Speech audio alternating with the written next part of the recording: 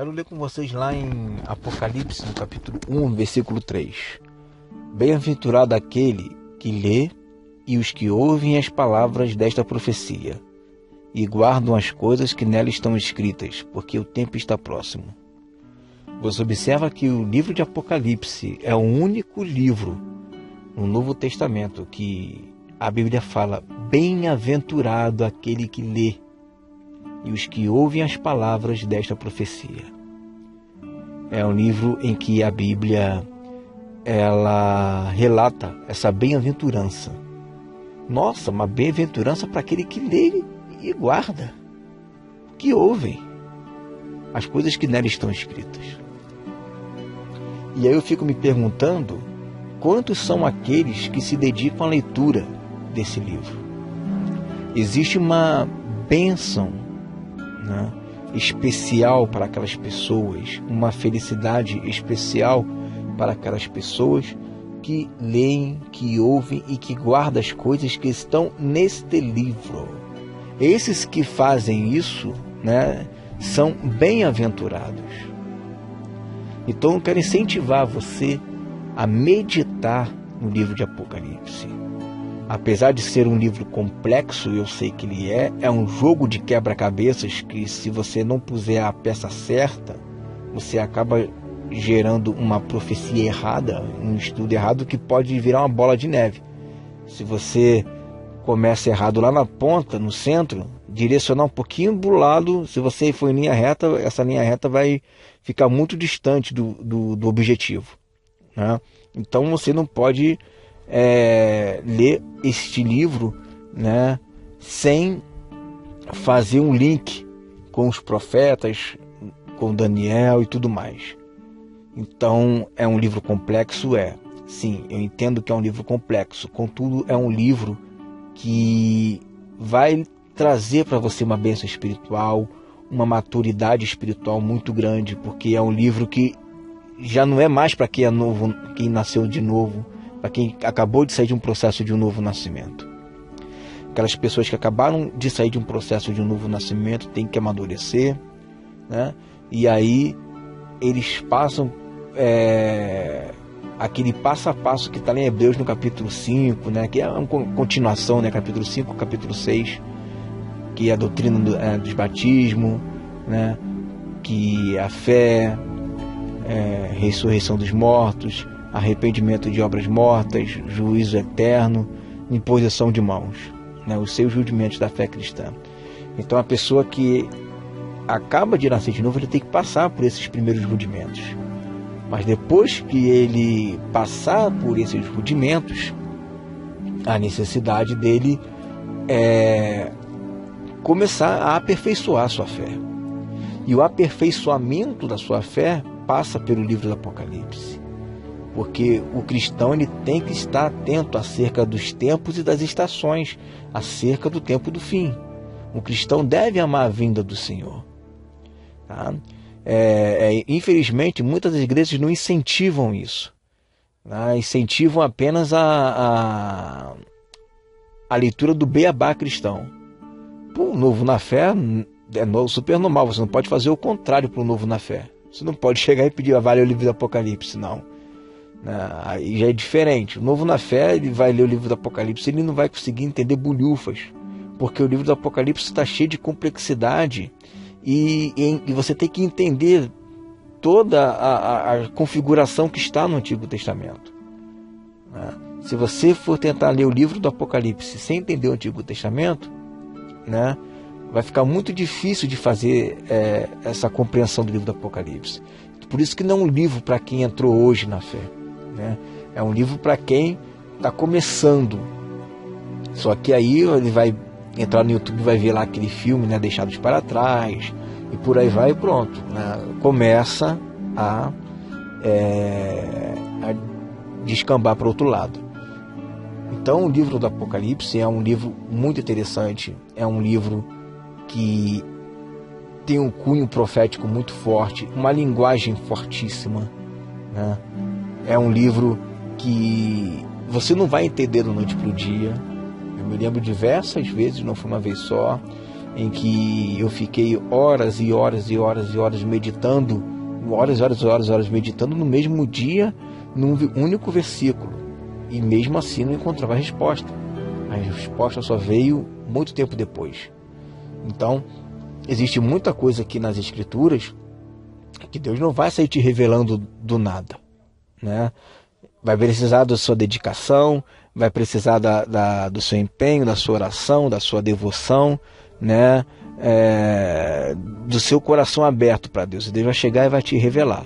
Você observa que as pessoas a quem Deus ele mostrou, né, a sua palavra, mostrou, revelou o tempo do fim, revelou mistérios do reino de Deus, revelou, né, as profecias, são pessoas que estavam inteiramente interagindo com ele, né? Profeticamente você vê Enoque era um profeta, era um homem que andava com Deus. Você vê as visões que Deus deu a José, né? A bênção de José que ele fez para os seus filhos, né? São totalmente proféticos. Ele é um homem que andava com Deus. Você vê Daniel, um homem que andava com Deus. E olha quanta revelação Deus deu para Daniel. E por aí tantos outros homens, né? Mesma coisa João, um dos mais próximos um dos apóstolos mais próximos de Jesus. E ele tinha uma revelação do Apocalipse tremenda. Então, são pessoas que quanto mais intimidade você tem com o Senhor, mais o Senhor revela dos seus segredos para você.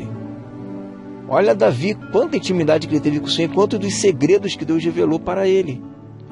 Então eu entendo que essa questão da intimidade com Deus faz com que Deus ele revele aquilo que está mais no íntimo do coração dele, porque Deus não é só Jesus te ama, ame ao Senhor Jesus, seja fiel a Ele, seja uma bênção, não roube, não peque, não xingue, né? Vamos orar, Jesus quer salvar sua família. Eu não acredito que Jesus seja só isso. Jesus é um baú de tesouro precioso, escondido, rico em sabedoria, né? Existe uma riqueza de sabedoria nele. E não entrar em depressão, não ficar triste, né? Não andar ansioso, isso são coisas básicas que é inerente a frutos do Espírito. São frutos do Espírito, né? Às vezes nós confundimos pregação de fruto do Espírito com pregação de sabedoria. Tá? As pregações dos frutos do Espírito, que são os devocionais, né, estão substituindo em massa as pregações que são para amadurecimento e o aperfeiçoamento do corpo de Cristo, que é uma mensagem de sabedoria, mensagem de mistérios ocultos desde os séculos passados.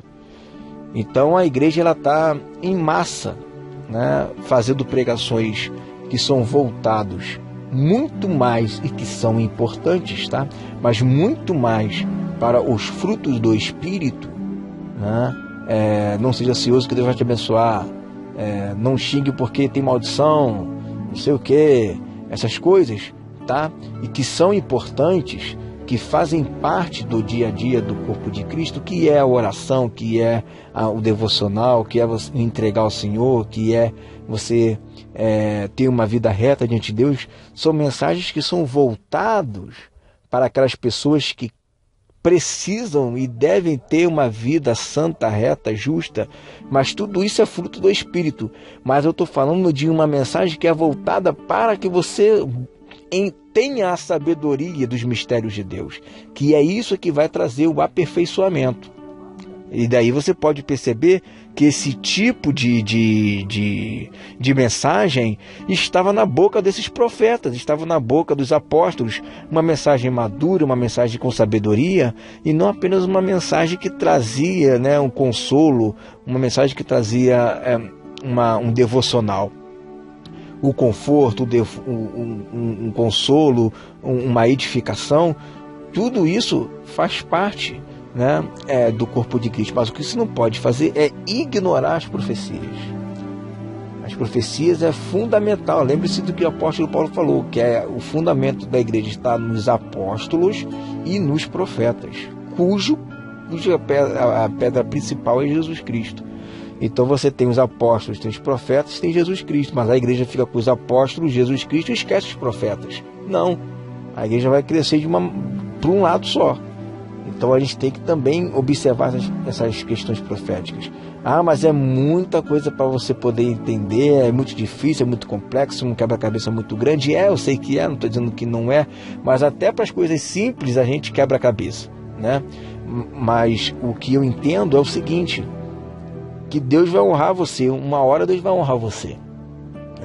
Se você buscar o Senhor de todo o teu coração, querendo ao Senhor uma revelação do alto, uma sabedoria do alto, porque não é preciso você fazer teologia, não é preciso você ter 3 pós-graduações de teologia, né? Não é preciso de nada disso, porque a sabedoria vem do alto, a sabedoria vem de Deus. O que você precisa fazer é meditar na palavra. Não há pecado algum, não há erro nenhum em você pegar livros adjacentes que faz com que você cresça, né, no conhecimento, mas a verdadeira sabedoria vem do alto, entendeu? A verdadeira sabedoria vem de Deus. O mestrado, aquele que ensina, né, é um dom de Deus. Deus dá esse dom. Todas as outras coisas que estão por fora da palavra são suporte para você, mas a base está na Bíblia. E a revelação vem direto de Deus. E contra a revelação não existe sabedoria humana que possa superar.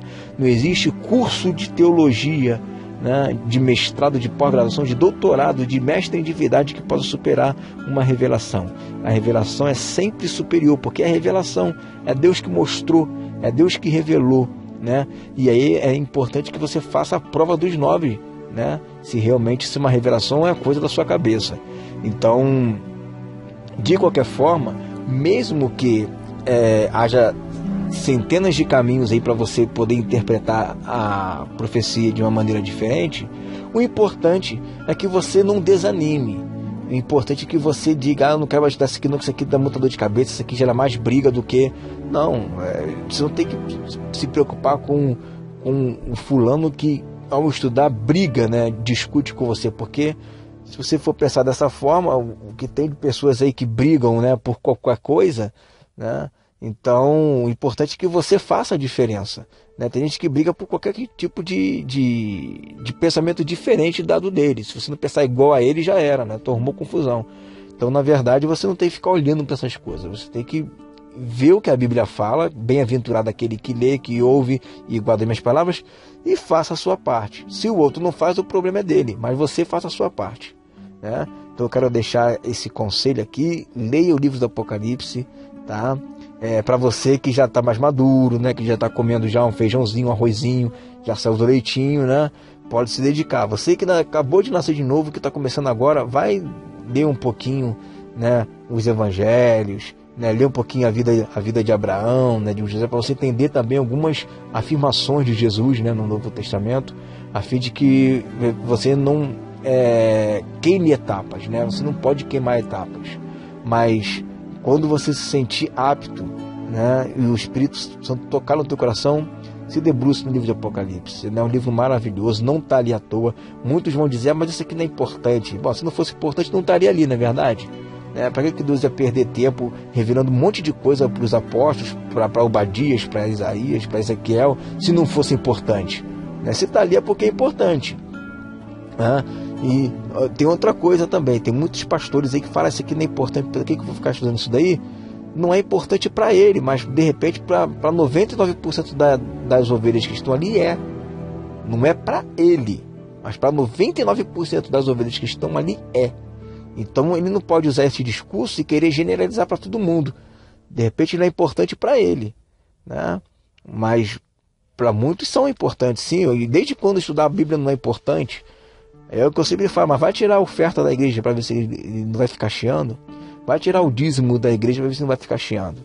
Quantas vezes Jesus falou sobre o dízimo no Novo Testamento? Uma vez. Mateus 23.